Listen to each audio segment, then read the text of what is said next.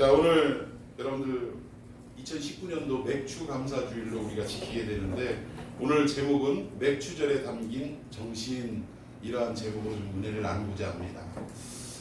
맥주절이 무슨 주일이냐면 사실은 보리 맥자, 맥주절 아닙니다. 맥추절입니다.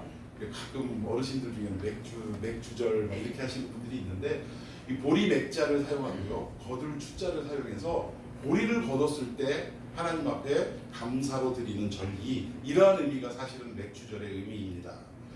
근데 아무래도 이게 교회가 점점 도심에서 많아지고 시골 교회들은 오히려 점점 줄어들고 성도들도 이제 좀 어르신들밖에 없고 그 어르신들조차 숫자가 줄어드는 상황 속에 있다 보니까 이 맥추절이라는 이 절기가 점점 퇴색되더라는 거예요. 왜냐하면 보리 농사를 지어서 그 첫 곡식을 하나님 앞에 올려드리는 절기로 우리가 지켰었는데, 농사를 도심지에서 짓지 않지 않습니까? 그러니까 점점 이 맥추절이 그냥 어떻게 보면 그 절기 중에 하나로서 그냥 습관적으로 지키는 그런 상황으로 자꾸 치닫고 있더라는 것입니다. 그런데 오늘 우리는 성경이 도심 속에서 지킬 수 없는 그런 절기라면 우리에게 반드시 지키라고 명령하시지도 않았을 거라는 거예요. 그럼 이 맥추절에 담긴 오늘날 성도들을 향한 진정한 정신이 무엇이고 하나님의 메시지가 무엇인지를 오늘 다시 한번 살펴보기를 원합니다. 맥추감사주일, 이 절기를 히브리어로 뭐라고 하냐면 모헤드라고 합니다. 모헤드. 이게 무슨 뜻이냐면 하나님의 시간표라는 뜻이에요. 그러니까 결국 절기는 우리 인간이 만들어서 우리 인간이 지키는 것이 아니라 결국 누가 그 주체라는 것입니까? 이 절기의 주체는 하나님이시라는 거예요. 우리 인간이 이러면 좋겠다, 보리 농사 졌으니까 추수를 해서 이걸 하나님께 감사를 드리자 해서 만든 절기가 아니라 하나님께서 이 절기를 선언하시고 이 절기를 반드시 지키라고 우리에게 명령하셨다는 것입니다. 그러니까 결국은 이 절기의 주체는 하나님 한 분뿐이시라는 거예요. 그리고 이 맥추절이라는 단어 자체가 이 성경에 오늘 읽었던 이 출애굽기 23장 16절 한 군데만 나옵니다. 비슷한 용어로는 이 맥추의 절기를 지키라, 이런 용어도 한 군데가 나오긴 하는데, 정확하게 맥추절이라고 절기의 이름을 명시된 것은 이 본문 한 군데뿐이라는 거예요. 근데 이 맥추절이라는 것이 결국 왜 매년 행하고 기억하고 지키라라고 말씀하셨냐? 우리 성경을 한 군데 읽기를 원합니다. 레위기 23장 1절에서 2절입니다. 제가 먼저 1절 읽습니다.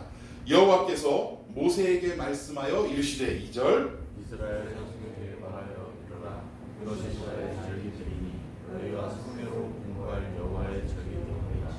아멘. 여기 친절하게 빨간색으로 표시를 해드렸어요. 이 맥추절, 즉 절기는 우리 인간이 만든 절기가 아니라 누구의 절기라? 여호와의 절기, 즉 하나님이 직접 창설하시고 우리 인간에게 지키도록 명령하신 절기라고 분명하게 말씀하고 있다는 것입니다. 그래서 이 절기 때가 되면 유대인들은 예전에는 7절기를 지켰는데 가장 대표적인 절기가 3절기입니다. 첫 번째가 어떤 절기냐? 애굽에서 탈출할 때 지켰던 유월절이라는 절기예요. 이 유월절, 그러니까 모든 절기는 어디에서 시작이 되느냐? 그 기초가 유월절에서 항상 시작이 됩니다.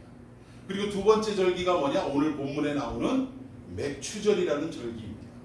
그리고 마지막 가을 끝에 이제 모든 것을 다 추수하고 수확한 다음에 창고에 거두고 무슨 절기를 지키라 말씀하시냐면 수장절, 그러니까 창고에 저장한 절기, 이것을 지키라라고 대표적인 3가지의 절기를 하나님이 명령하셨는데, 그때 당시의 문헌을 보니까 요세푸스라는 역사가가 있는데, 이 사람의 기록에 의하면 당시에 예루살렘이라는 이 지역이 인구들이 60만이 모여서 살았다고 합니다. 그러니까 그때 당시에 60만이면 여러분들 그 이스라엘 전체 땅이 어느 정도냐면, 우리나라도 상당히 작은 나라 중에 하나인데, 영토가 작은 나라인데 경상북도하고 강원도 정도가 합친 그 땅 넓이가 이스라엘 전체 땅 넓이입니다. 그런데 거기에 수도인 예루살렘은 해발 850m 산꼭대기에 있는 그 도시였다라는 거예요. 근데 이 도시 안에, 그 작은 땅덩어리 속에 수도인 예루살렘 안에 60만이나 살고 있었다는 것은 상당히 사람들이 많이 밀집해 있었다는 것을 나타내는 것입니다. 그런데 이 60만도 벅적거리고 복잡할 텐데 이 절기 때만 되면 사람들이 각국에서 몰려들었다라는 거예요. 흩어져 사는 유대인들이 이 절기를 지키기 위해, 즉 하나님이 명령하신 명령을 지키기 위해 예루살렘으로 몰려들었는데 그때 인구수들이 보통 250만 정도 몰려들었다라는 기록이 있습니다. 그러니까 어마어마한 거예요. 그러니까 이 절기, 하나님이 명령하신 이 절기를 반드시 지키기 위해서 저 멀리 외국에서, 그때 당시에 뭐 교통편이 좋았겠습니까? 다 걸어서 왔죠. 걸어서 맨날 며칠을, 아니 몇 달 동안을 그렇게 고생하면서 하나님이 명령하신 절기를 지키기 위해 그 많은 인파들이 몰려들었다라는 것입니다. 저는 오늘 안타까운 게 뭐냐면 우리 청년들이 잘 나오다가 이렇게 귀한 절기 때 빠짐없이 나와야 되는데 이 절기 때 또 빠진 것이 너무나 안타까워요. 다른 때 오히려 안 나오더라도, 오히려 못 나왔더라도 이런 귀한 절기 때 하나님 반드시 내게 와서 보이라라고 명령하신 이 절기에는 반드시 와서 예배를 드려야 그게 우리 그리스도인의 어떻게 보면 참된 모습인데 너무나 안타깝습니다. 못 나오신 분들 각자의 사정들이 다 있습니다만 여러분 위해서 기도해 주시고, 또 중요한 것은 여러분들이 직접 권면해 주셨으면 좋겠습니다. 왜? 주의를 지키는 자의 축복이 어떠한 것인지를 좀 알려주시고 소개하시고, 뭐 혼내키라는 얘기가 아니라 이렇게 소개를 하시고, 이렇게 네가 주의를 잘 지킬 때 하나님께서 놀라운 축복의 역사를 너에게 보여주실 것이다, 허락하실 것이다 라는 것을 이렇게 간증으로 자꾸 이렇게 전해줬으면 좋겠어요. 여러분들, 그래서 우리가 뭐 빈자리가 원래 있는 것은 어쩔 수 없습니다만 우리 교회에 출석하는 우리 교인들은 빠짐없이 주의를 지키고 절기를 지키는 놀라운 역사가 있어야 될 줄로 믿습니다. 우리 그것을 위해서 같이 좀 협력했으면 좋겠어요. 자, 이렇게 서론 말씀을 드렸고, 이 맥추절이라는 절기를 다른 이름으로도 이렇게 부르곤 했는데, 이 다른 이름으로 불렀던 이 명칭을 통해서 정말 하나님께서 무슨 의미로 맥추절을 지키라 하셨는가, 그 정신을 좀 살펴보도록 하겠습니다. 첫 번째, 이 맥추절은 어떤 이름으로 또 불리우냐면 초실절이라는 이름으로 불리웁니다. 이 초실절이라는 것은 처음 초자를 얘기하는 거예요. 실은 열매, 실자. 그러니까 첫 번 익은 열매를 거두어서 하나님 앞에 올려드리는 것이 어떤 절기다? 초실절. 그리고 오늘 우리가 다른 이름으로 무엇이라고 드린다고요? 맥추절. 즉 맥추절은 첫 번째 익은, 그러니까 한 해 중에서 농사를 지어서 가장 첫 번째 결실을 맺은 그 곡식을 하나님 앞에 감사의 절기로 드리는 그러한 시간이다라고 말씀드릴 수 있다라는 거예요. 그런데 이 초실절이 언제냐면 항상 이스라엘의 절기는 6월절부터 시작한다고 말씀드렸죠. 이 6월절로부터 7번의 안식일이 지난, 그러니까 한 안식일이 지나려면 며칠이 지나야 돼요? 일주일이죠, 일주일. 한 안식일, 우리로 얘기하면 한 주일을 지내려면 일주일이 지나가잖아요. 그럼 7번 안식일이 지나가니까 총 며칠? 7에 49일. 그래서 7이라는 숫자를 완전수로 생각하는 이스라엘 백성들은 안식일이 7번, 즉 49번째라 해서 그 다음 날까지, 즉 50일째 되는 날까지 큰 안식일이라 해서 지켰다라는 거예요. 그리고 그 50일째를 뭐라고 이야기했냐면 맥추절 또는 초실절 이렇게 이야기했다라는 것입니다. 그러니까 이게 보리 맥자와 거둘 추자를 해서 보리를 거두어서 하나님께 드리는 절기인데, 한 가지 궁금한 것은 왜 다른 곡식도 있는데 하필이면 보리냐 이 얘기예요. 여러분 생각해 보신 적 있습니까? 왜 밀을 거뒀어도 됐는데, 밀과 보리가 같이 그때 곡식이 익었는데 왜 하필 보리 맥자를 써서 맥추절을 지키라라고 하나님이 명령하셨을까? 여기에 대해서 우리가 영적인 메시지를 찾아낼 줄 알아야 된다는 것입니다. 단순히 우리가 농사 지을 때 보리 농사 짓고 거기에 대해서 감사해서 헌금하는 절기 이 정도가 아니라는 거예요. 그러면 그 속에 감춰 있는 뜻이 무엇이냐? 여기 보니까 요한복음 6장 35절에 보면 예수님이 이 땅에 오셔서 당신 스스로를 뭐라고 소개하고 계셨냐면, 예수님은 나는 하늘로부터 내려온 무슨 떡이라고요? 산떡이다, 생명의 떡이다 라고 말씀하시면서 베세다 들판에 있는 그 5,000명, 남자들 장정들만 5,000명이 있는 그 자리에 무엇으로 오병이어가 뭐예요? 무슨 떡? 보리떡 5개와 물고기 2마리를 가지고 다 먹이시고도 12바구니를 남기는 기적을 보여주셨어요.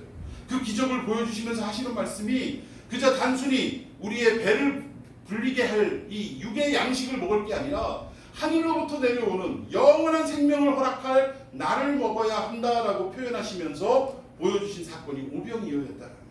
즉 예수님은 우리에게 무엇으로 오신 분이다?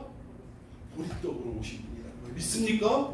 우리는 그 볼품없는, 그때 당시의 보리떡은요 가장 가난하고 어떻게 보면 서민 중에 서민들이 먹던 그런 볼품없는 음식이었다라는 것입니다.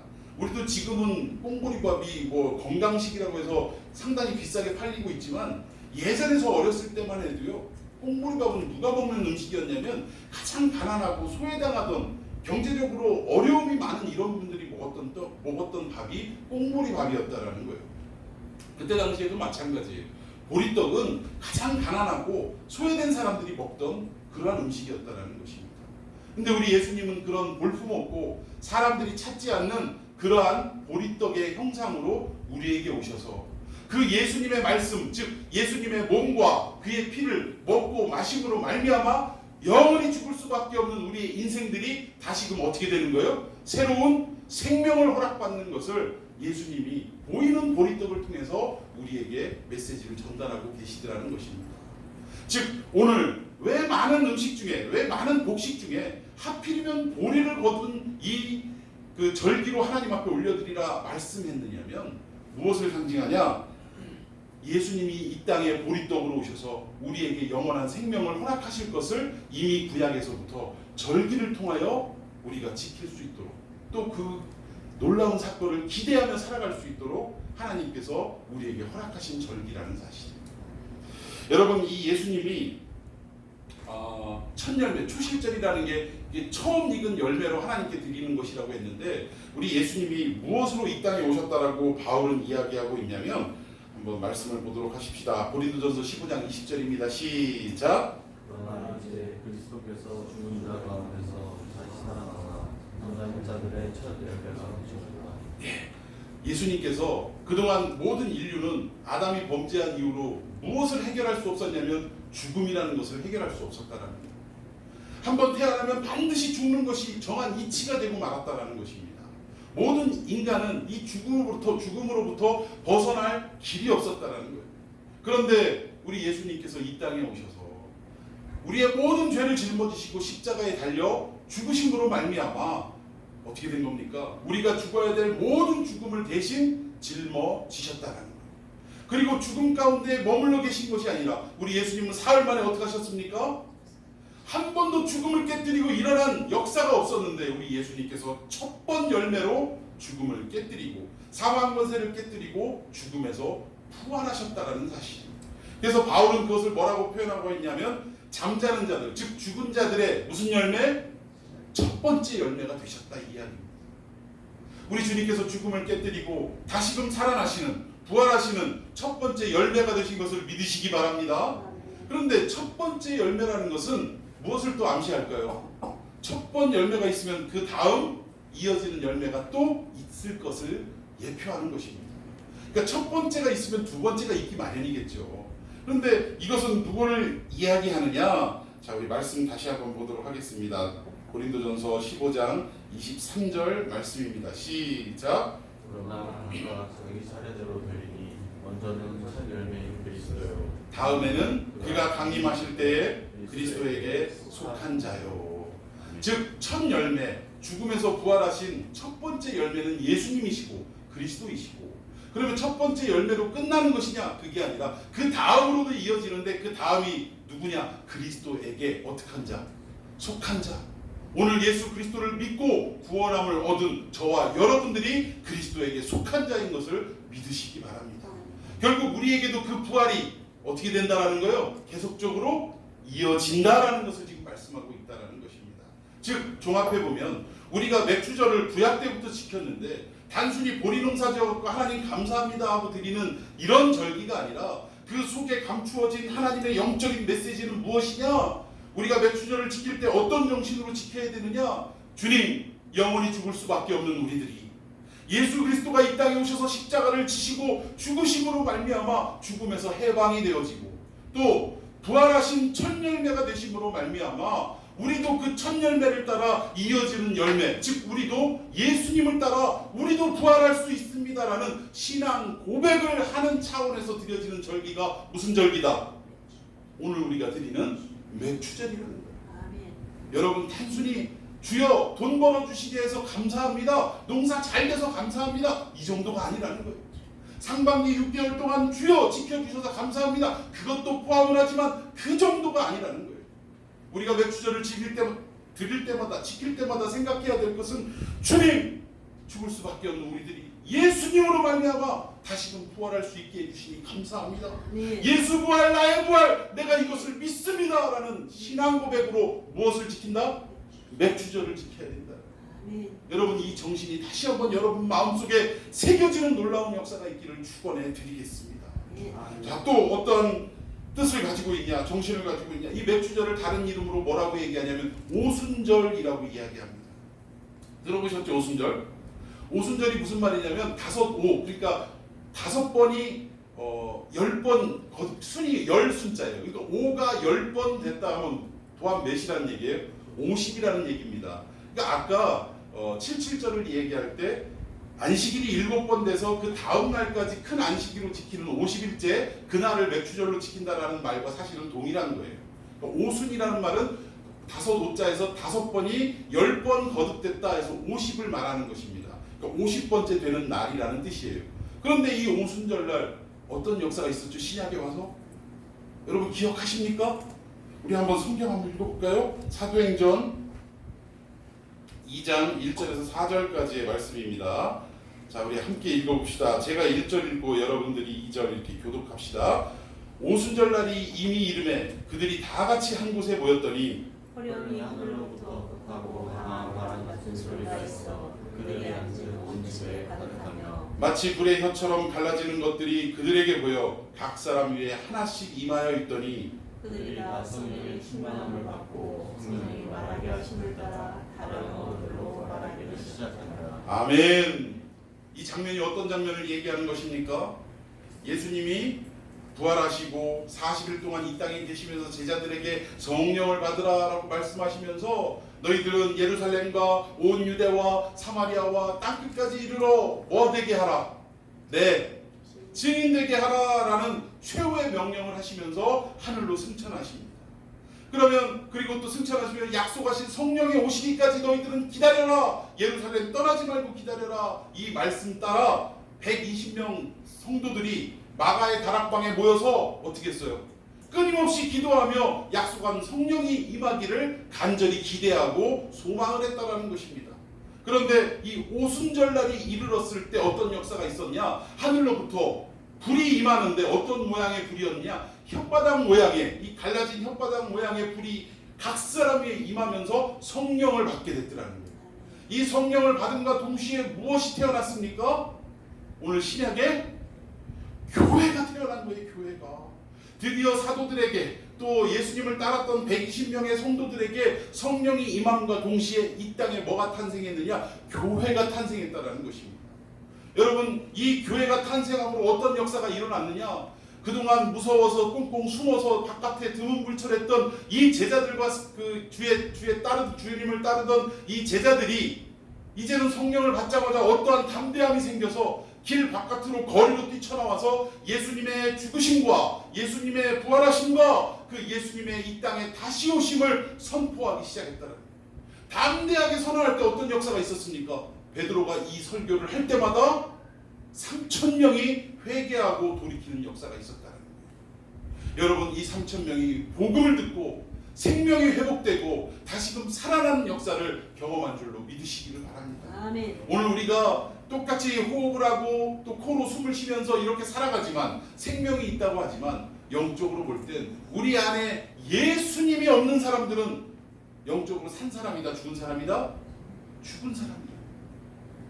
그런데 다 죽어있는 가운데 살아가던 이 시대에 성령이 임할 때 복음을 외치는 그 소식을 듣고 다시금 예수님을 영접하는 그 순간, 3,000명이 회개하고 돌아오는 그 순간은 뭐예요? 새로운 생명을 회복받는 순간이라는 사실. 아멘. 결국 오순절날 어떤 역사가 있었습니까? 생명이 회복되고 살아나는 역사가 있었다는 거예요. 어떤 기관을 통해서? 교회라는 기관을 통해서. 여러분, 교회는요, 우리 창평한 교회 뭐 이리 3화 1길 58번지 2층 여기가 교회가 아닙니다. 성경이 말하는 교회는 바로 저와 여러분 한 사람 한 사람이 교회인 줄로 믿으시기를 바랍니다. 여러분들을 통하여 이 맥주주일은 어떤 역사가 일어나야 되는 주일이냐? 죽어있는 영혼이 다시금 회복되고 살아나고 새 생명을 얻고 주님 품으로 돌아오는, 교회의 품으로 돌아오는 역사가 일어나는 절기가 되어야 한다는 것입니다. 여러분, 맥주절을 우리가 그동안 그저 헌금이나 하고 뭐 이런 절기로 지켰다면 오늘 이 말씀을 통해서 다시 한번 깨달아야 돼요. 아, 내가 오늘 맥주주일날 어떠한 마음 자세로 지켜야 되느냐? 아, 주실절 부활의 첫 열매가 되신 우리 주님, 내가 주님의 부활을 믿습니다. 거기서 끝나는 것이 아니라 더 나아가 주님의 부활이 오늘날 나의 부활이 될 줄로 믿습니다. 주님 다시 오시는 그날 내 육신이 쇠해지고 이미 땅속에 묻혔다 할지라도 다시금 살아나는 역사가 있을 줄로 믿습니다. 그리고 영원한 천국에서 왕노릇 할 줄로 믿습니다. 라는 그 마음으로 이 맥주주의를 지켜야 한다는 거예요. 그 신앙의 고백이 우리에게 있어야 한다는 것입니다. 더 나아가서 오순절 교회의 생일이에요. 여러분, 생일날 주인공이 빠지면 돼 안 돼요?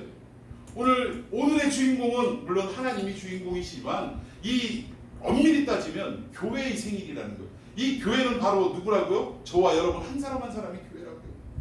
아니, 생일날 주인공이 빠지면 어떡하냐고. 너무 안타까워. 너무 안타까워.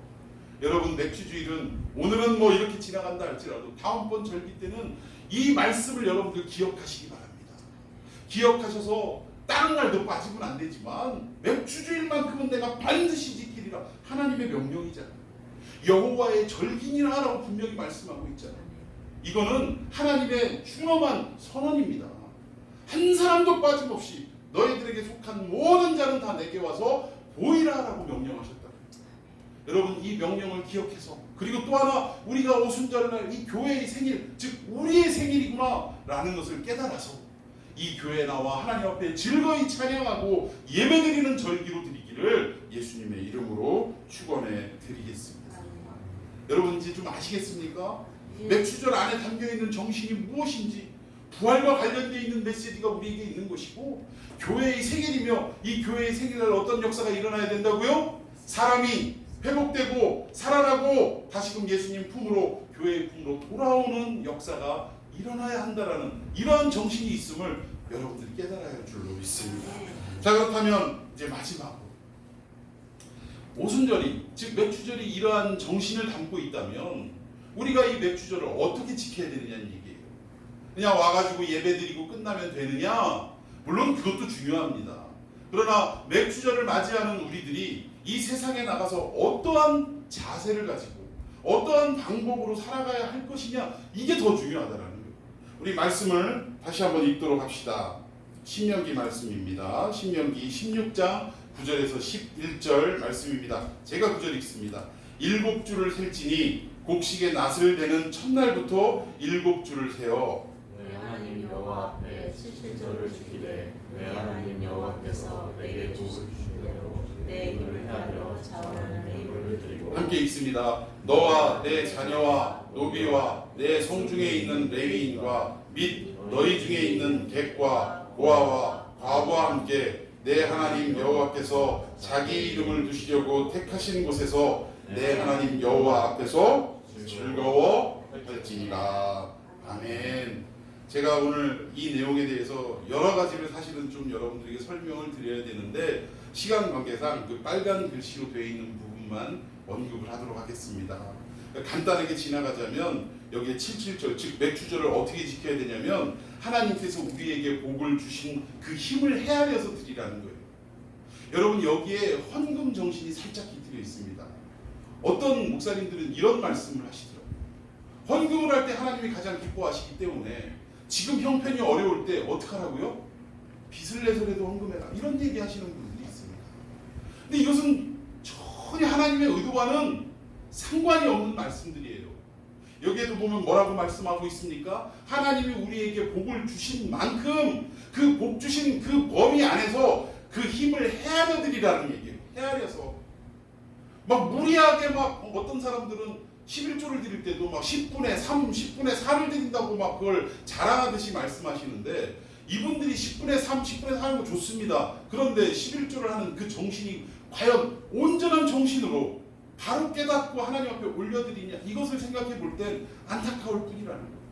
우리가 11조 할 때 가장 위험한 정신 중에 하나가 뭐냐면, 내가 100만 원을 벌을 때 10만 원을 헌금하니까 하나님이 100만 원의 어떤 분깃을 주시는데, 그러면 내가 어렵지만 한 30만 원씩 10분의 3을 하나님께 올려드리면 하나님이 300만 원, 500만 원 이렇게 벌 수 있게 하시지 않겠느냐라고 착각하고 자기 중심적인 생각으로 하나님 앞에 11조 헌금을 드리는 경우도 있더라는 거예요.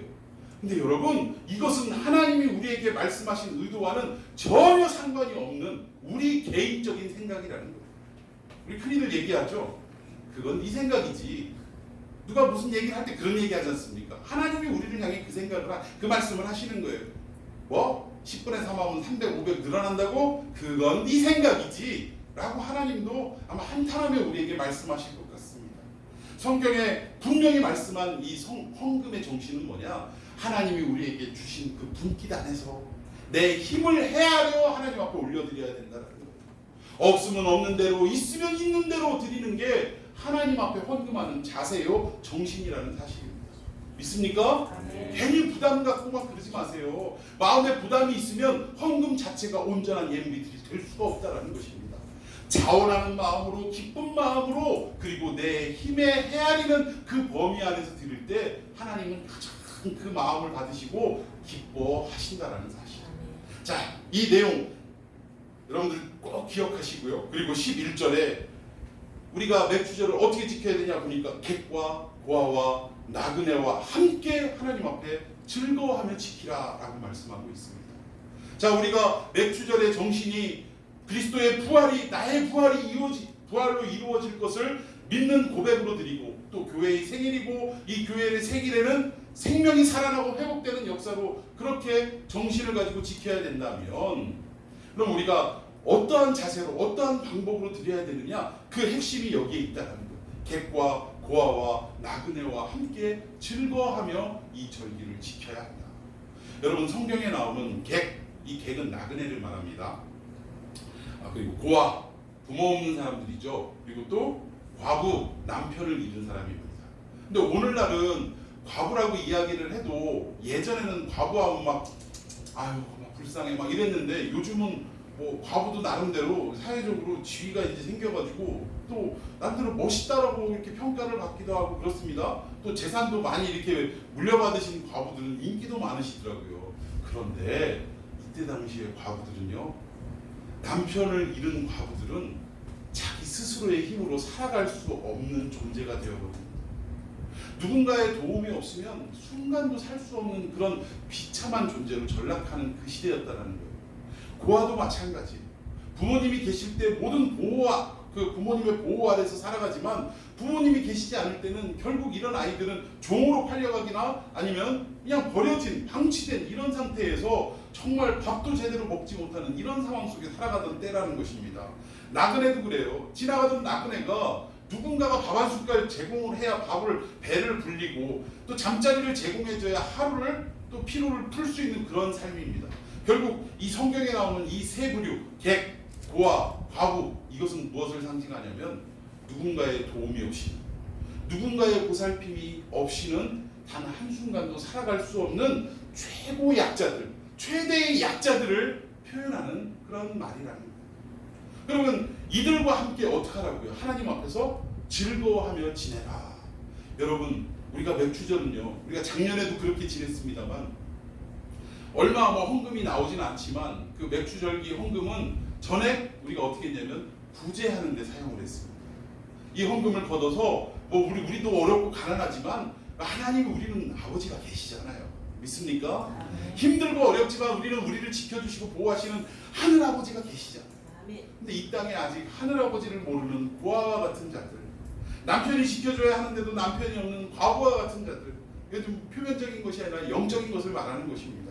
이런 분들에게, 정말 누군가의 도움이 없이는 살아갈 수 없는 이런 분들에게 우리가 헌금을 모아서 그분들에게 구제하고 섬기고 나눌 수 있는 이러한 절기로 우리가 지켜야 한다는 것입니다. 이 땅에 누군가의 도움이 없이는 힘겹게 살아가는 그 사람들을 누가 도와야 하느냐? 교회가 도와야 한다는 것입니다. 제가 지금 도움이라는 표현을 썼지만 제가 실수한 거예요. 돕기는 누굴 돕습니까? 우리 인간은 감히 누구를 도울 수 있는 입장이 아니라는 거예요. 그저 우리가 어떻게 하느냐, 나누고 섬기고 받든다라고 표현해야 맞습니다. 그러니까 우리가 그 맥주절기는 그렇게 지켜야 되는 거예요. 표면적으로도 힘들고 어렵고 가난하고 소외된 분들에게 우리가 마음을 모아서 결국 그분들에게 어떻게 해요? 사랑으로 나눔의 역사를 실천하는 절기로 삼아야 한다는 것입니다. 그리고 더 나아가서 이것이 영적인 의미를 포함한다면 아직도 하늘아버지를 모르는 또 누군가의 보호를 받지 못하는 예수 그리스도를 알지 못하는 이런 죽어가는 영혼들, 힘겹게 살아가는 영혼들이 얼마나 많습니까? 이 영혼들에게 우리가 어떻게 해야 돼요? 예수 그리스도의 사랑을 안고 복음을 안고 그들에게 찾아가야 된다는 것입니다. 여기에 보면 하나님 앞에서 즐거워하라라는 말은 뭐냐면 결국은 함께 모여 선교하는 교회를 이루라라는 놀라운 그 명령이요 메시지라는 사실. 그러니까 우리끼리만 모여가지고 맥주절이다 해가지고 뭐 음식 먹고 나누고 뭐 즐겁게 이게 아니라는 것입니다. 육적으로 힘겹고 어려운 분들에게 우리가 찾아가서 섬기고 나누는 역사를 해야 되고 더 나아가서 하나님을 알지 못하는 이 땅에 죽어가는 많은 영혼들에게 우리가 하나님을 소개하고 또 하나님 품으로 인도하는 역할을 우리가 감당하는 절기로 삼아야 한다는 것입니다. 다른 종교들도 가난하고 어려운 사람들 돕는 일들이 많습니다. 불교도 어려운 사람들을 많이 도와요. 그런데 그들과 우리의 차이점이 한 가지 있습니다. 어떤 차이가 있냐? 그들은 휴머니즘 차원에서 돕는 거예요. 불쌍하고 동정심 때문에 그들을 돕는 것입니다. 그러나 우리는 그런 차원에서 돕는 게 아니에요. 아유 불쌍해라 이래가지고 우리 헌금 걷어가지고 나누고 이런 게 아닙니다. 우리가 그들을 나누고 섬길 때는 어떠한 정신이 기초가 되고 밑바닥이 돼야 되냐면 우리가 한때는 저 자리에 있었구나라는 것을 기억하고 또 그 의미를 다시 한번 생각하는 그러한 자세로 우리가 해야 된다는 거예요. 어렵고 힘든 사람들을 뭐 이렇게 봉투 준비해가지고 아유 이거 좀 어려우신데 쓰세요 라고 할 때 우리가 휴머니즘 차원에서 이런 일들을 행할 때는 어떤 부작용이 따르냐면요, 갑과 을의 관계가 형성이 되더라고요. 주는 쪽은 자꾸 목에다 힘을 주려고 하고 받는 쪽은 움츠러들려고 하다라는 것입니다. 여러분 그런 거 경험 안 해보셨습니까? 저는 목회를 하면서 어렵게 목회를 하면서 사실은 주변 교회들로부터 지원을 받았던 적이 있어요. 그런데 어떤 교회는요, 지원을 받는 그때마다 오히려 은혜가 되고 또 참 감사하고 이런 교회가 있을까라고 생각되는 그런 교회가 있지만 어떤 교회는요 사실은 마음속으로 이거 이 정도까지인데 이걸 받아야 되나? 이 거절하는 것이 옳지 않은가? 근데 거절도 쉽지 않은 게요, 거절하면 기분 나빠합니다. 아니 이거 안 받는다고? 이거 참 나면서 오히려 적대적으로 마음이 돌이키더라는 거예요. 그러니까 이 거절도 쉽지가 않아요. 근데 받으면 받을수록 자꾸 우리 교회에 뭐 주보를 보내라는 둥, 뭘 어떻게 하라는 둥, 어떤 경우에는 심지어 우리 교회 1년 예산을 보내라고 하는 그런 데도 있더라고요. 이거 뭐냐면 남의 살림살이 들여다보겠다 이거거든요. 누가 그걸 들여다봅니까? 말도 안 되는 거죠. 그래서 그거를 찾아오신 장로님한테 잘 설명을 해드렸어요. 부재할 때 이렇게 하는 게 아니다. 이게 갑질 아니겠느냐? 이러시면 안 된다고. 이렇게 하고 이름 없이 빚도 없이 하고 오히려 우리 교회를 위해서 기도해 주시고 또 우리 교회가 필요한 것이 무엇인지 좀 그렇게 좀 미리 좀 물어봐 주시고 이런 게 중요한 게 아니겠느냐. 이렇게 제가 또 설명을 드린 적이 있는데 절대 우리가 이 휴머니즘을 가지고 또 동정심을 가지고 구제를 하면 이런 갑과 을의 관계가 형성돼 버린다.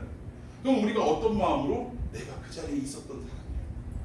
누구로 인해서 내가 이 자리에서 벗어날 수 있었다? 예수님으로 말미암아 벗어날 수 있었다. 그러면 지금 예수님이 아니면 벗어날 수 없는 그 영혼들에게 예전의 나를 생각하고 그리고 다시 한번 기억하면서 그 나눔과 섬김의 일을 감당해야 한다는 것입니다. 그럴 때 우리가 갑과 을의 관계가 형성되지 않더라고요. 여러분 아시겠습니까? 우리 오늘 이 말씀을 붙잡고 좀 찬양했으면 좋겠습니다. 하나님, 제 모습과 제가 가진 모든 것이 진정 제 것이 아니라는 것을 깨닫게 하여 주시옵소서. 하나님 우리에게 맡기신, 그래서 저는 청지기일 뿐이라는 것을 좀 알게 하여 주셔서 우리에게 허락받은 모든 것들을 통하여 이제는 흘러넘쳐서 나누고 섬기고 또 사랑할 줄 아는 그러한 삶이 되게 하여 주시옵시고 이것이 단순히 물질적인 것뿐만 아니라 우리에게 허락하신 그 복음의 내용을 우리가 다시 한번 붙들고 이 복음도 나누고 섬길 수 있는 그런 하루하루를 살아갈 수 있게 해달라고, 그런 성도의 삶을 살아갈 수 있게 해달라고 우리가 기도했으면 좋겠습니다.